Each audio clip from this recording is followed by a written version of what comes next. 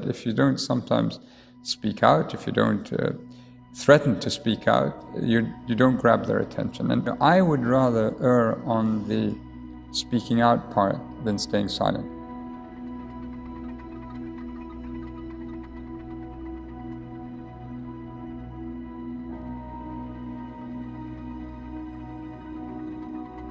I met with 4 young girls. They had been sentenced to 30 years in prison and they claim these were obstetric emergencies, these were miscarriages. The state claimed that these were terminations of pregnancy.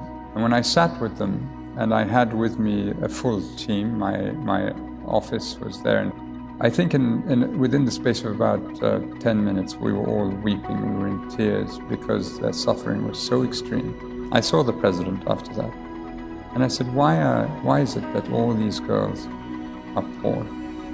I think in many parts of the world, this is the point that really strikes home, that time and again the poor suffer all the consequences. I first worked with the UN in 1994, 1995 in the former Yugoslavia, and I saw what catastrophes silence can bring. And I think from that point on, I was determined not to be silent when the evidence before us was presented. The real pressure on this job comes from the victims and those who suffer and expect a great deal from us.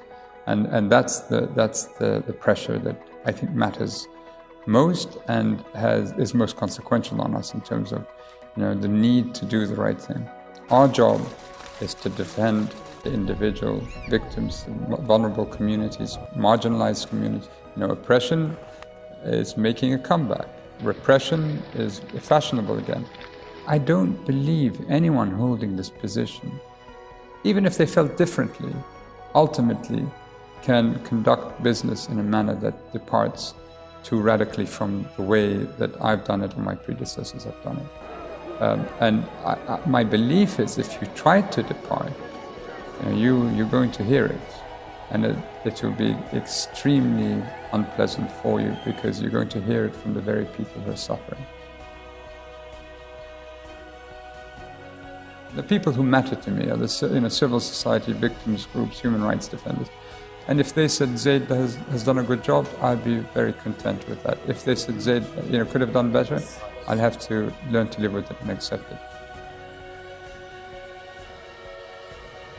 It's very difficult to tolerate abuse of the UN when I keep thinking of the heroic things that people do in the field.